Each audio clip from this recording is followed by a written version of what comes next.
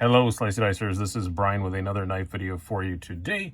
We have another top 5 EDC of the month update. This is for May of 2020. Yes, I realize it is not quite the end of May yet. There's still 2 days left, but it's my son's 21st birthday this weekend. We got a lot of stuff planned, so probably just going to be sticking one of these in my pocket and leaving it there all weekend. So this list isn't going to change. So I just thought I would put it out today.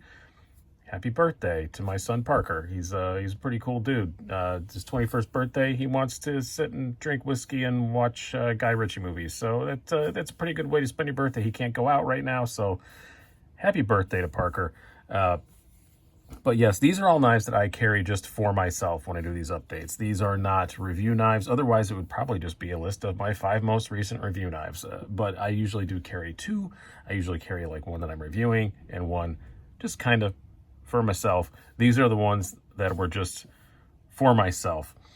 So they're in no particular order except the most carried one. I will list that at the end. I will try and link down below to any reviews I have of these. At least one of them I don't have a full review. 2 of them I don't really have a full review on. So, but it'll be linked down below. There is one honorable mention. I can count. I do realize there are 6 here and I called it a top 5, but one is an honorable mention. So we'll get to that one right off the bat. And let's go. That would be this, the Hinder XM18 Skinny. This is a no-choil slicer.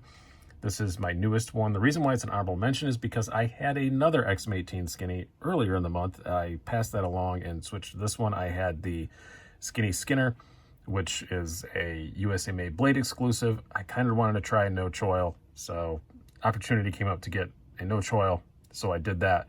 So this is just a slicer, no choil. I did a trade on this one, so it worked out very, very well for everybody.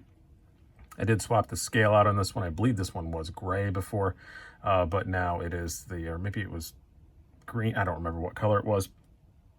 But now I have the blue scale I had on my Skinny Skinner and the blue hardware and stuff. These are all actual Hinder parts. It's not aftermarket stuff, but I think I've mentioned before, just when I first started thinking about Hinders, I just had an image in my mind of a blue XM18, so that's kind of what I wanted. But I do like the Skinnies better.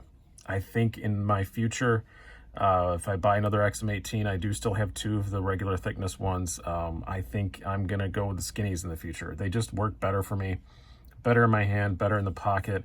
And also, I just prefer the action on them a little bit better. The detent's not quite as strong, so it's much easier to avoid the jimping up here with your delicate little fingertips so you don't scratch your little fingers, which I've kind of gotten used to, but is still kind of annoying. They're easier to thumb flick, it feels like to me anyway. It just seems a bit easier to use, and the blade is skinnier and slicier, and in my EDC use, slicey is more important than them being completely overbuilt and robust. So I think that's why in the future I'm gonna be going skinny. I have lost some weight too, so maybe that's why. Maybe it's just a sympathetic thing. Next up, again, these are no particular order except the last one. We have the ProTech Whiskers BR 1.3. I like ProTechs. You guys know I've been in kind of an automatic kick, but ironically, this is the only one that made the list this month. I've been carrying a lot of automatics, but I carry them for like a day and then switch to something else. But this is one that I keep grabbing for a few reasons. First of all, it's just a good knife. Very ergonomic, 154 cm steel. You're looking at about 210 bucks. Oh, by the way, it's about 425 for the Hinder. It's pretty expensive, so just got to get that out of the way. But 210 bucks, 154 cm. I like the hidden way it deploys. So instead of a button or something like that, it's not that hard. Some people think it's hard, but you just slide it out. You just slide this off to the side and it fires. I like that a lot. It gives me great pleasure to hand a knife to somebody and them having no idea how to open it and having to show them. I don't know why. Maybe I'm just a vindictive person. I handed it to my son. He has some knife experience. I told him it was an automatic. I said, hey, figure out how to open this. It's an automatic. Be careful. And he promptly stabbed himself in the palm with it, and it made me laugh. It wasn't bad. It was just a little prick. I'm not that bad of a father, but it made me laugh.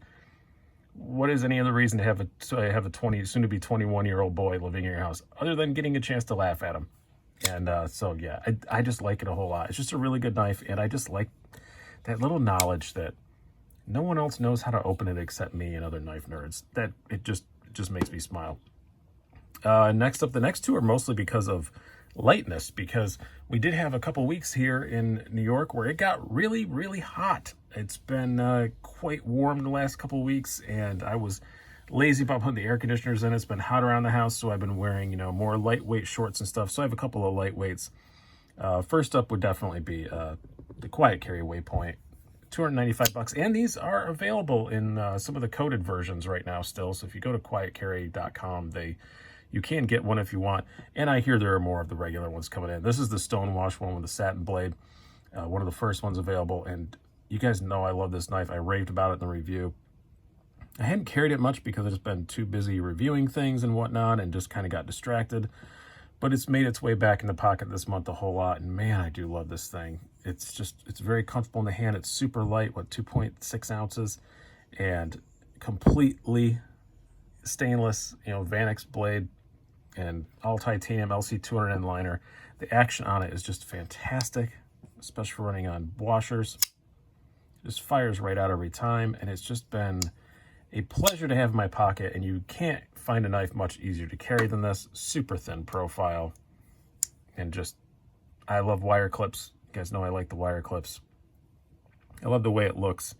I really love the finish on the Stonewash and the titanium. It's very pretty, great to use, excellent slicer. What else are you looking for? What else are you looking for? I really do enjoy the Quiet Carry Waypoint a whole lot. Next up would be my customized Bugout. These are RC Bladeworks scales. They are burlap micarta, and all the hardware I got off from Etsy. I did also get a carbon fiber regular clip for it, but it wound up in my 940 instead. I installed it on this, and I just didn't like the look of the carbon against the micarta. Just an aesthetic thing. Seems like a pretty good clip, though. I put it on the 940. Seems to work very well. But these all came from Etsy. I do not remember the supplier of them, but if you just look for Bugout hardware, I know it's one of the first ones that comes up. But I wanted to gray the whole thing out and find gray thumb studs, but the only place I could find them was on eBay. They were from Australia. With what's going on right now, wasn't confident I'd get them very quickly. I've had so much stuff stuck in customs that I didn't want to deal with that. So instead of replacing the blue thumb studs, I just decided to double down on the blue and got as much blue hardware as I could possibly get. This came all in one kit for like $22. If I find it before I put this video up, I will link to it down below. But I really love the RC Bladeworks scales. $80, not bad at all. They are much better ergonomically. The deep carry clip, the standard one that comes with it, I do feel like maybe sticks out a bit more because these are contoured scales. And that's why I was trying to go with a regular clip instead of the deep carry. But at the end of the day, it's not that bad. And I still just like the deep carry clip a little bit better. It just carries better in the pocket. And like I said, the carbon just didn't look quite right. I had this running with one of those split arrow, not calling it a piece of male genitalia clips. And it worked fine, but I didn't like the way it looked, and it just wasn't deep carry. No, I went back to the regular Bugout clip, so in the end, but great knife. Did I almost double the value of the knife by doing all these mods? Well, no, but I doubled the cost of it. Probably not the value, but I probably doubled the cost of it. Do I think it was a worthwhile investment? Yeah, I do, because it did just make it, at least looks-wise, it looks twice as good. As far as usefulness, is it twice as good as a regular Bugout? Yeah, probably not, but I really do like it a whole lot, and obviously it's been on my pocket. This is just a standard original OG S30V Bugout, so yeah, and I have something on them. There we go. Didn't know if I scratched it sharpening it or I just had schmutz on it. It was schmutz because it's all coming off. But I love the Bugout design, but it's just nice to have these really nice looking micarta scales, and it didn't add that much to the weight at all. Next up would be one that a lot of you guys don't like, but I obviously do. The Spyderco Watu. Every time I post this, I get so many people saying how hideous it is. I don't know. I kind of like it. It looks like a Cybertruck, and I kind of want a Cybertruck. So maybe I'm just a stupid person, but I can't afford a Cybertruck. I'm never going to have one, so I can want all that I want. But I really like it. It's just so freaking slicey. The ergos on it work really well for me. Taichung, Taiwan made. This is about, what, 182 I think they go for. Wire clip, again, I like that. And I call this a modified Warncliffe blade. I know they call it a clip point or whatever. I don't care what they say. That looks pretty freaking warny to me. But whatever it is, It works fantastically well. I love the action on it. It's just, I just love this thing. You do have to get your finger out of the way when you close it, because it does have the stupid thing where the tang of the blade does enter the path. But, you know, I've gotten so used to it now, it's not really a problem. And I just find myself grabbing this a whole lot. Like, whenever I see it, it's just so slicey for my kind of stuff that I do. It's just a great knife. It is pretty dainty. Not going to want to do any heavy-duty work with this or anything like that, but I like the Watu a whole lot. I think it's a very underrated model of theirs, even though it's brand new. Maybe people will start to like it later, but every time I post it, 50% of the responses I get are just, it's ugly. Who cares? It works really well, and I kind of like the way it looks. But the one I carry the most is my Reeve Sebenza 31. It is just the plain Jane Sebenza, if you can say that. I mean, they're still pretty expensive. They start at like $450. But I just really like this knife. It's just very useful. I did put a Casey Lynch deep carry clip on it. I realized later this is meant for the small Sebenza, not for the large. I guess the large goes down a little bit and lands more where the original clip did. But you know what? I like this one just fine.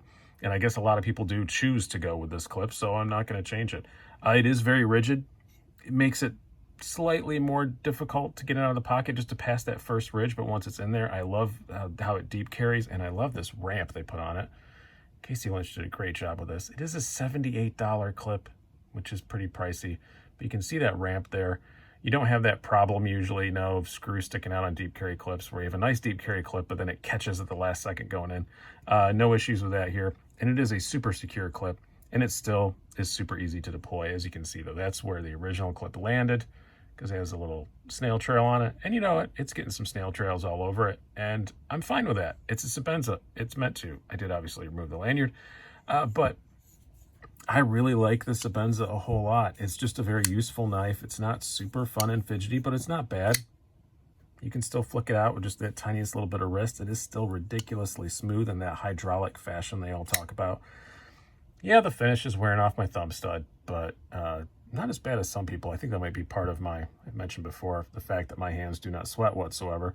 So there's no oils and stuff, you know, getting in on there, trying to take that coating off. But I do wish it had no blue. I kind of do wish that it was all just stripped off. I've thought about doing that, but I'm not quite sure how I'd do it on the thumb stud without damaging the steel, because these are pressed in there. You can't just remove it. So I don't know. I'm sure there's a way, but I wouldn't mind removing all the blue from it, but other than that, it's just great ergos, very slicey knife, and this knife is the epitome of what I like to call stupid man brain.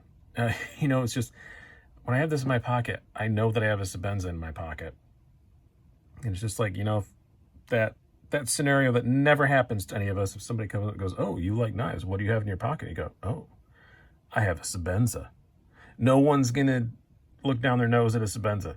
You know, it's just a cool knife to have in your pocket. They're iconic, and it's just, so part of the reason why I carry it so much is stupid man brain. The other part is it's just fantastic. There are still no lock rock, anything like that. You know, it's still perfectly fine. I've had no issues whatsoever. It's been great. Awesome knife. So that is why this is my #1 carried this month.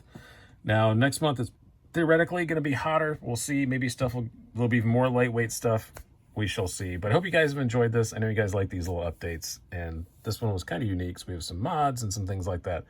Hope you guys have enjoyed this. I've been Brian. Have a good one.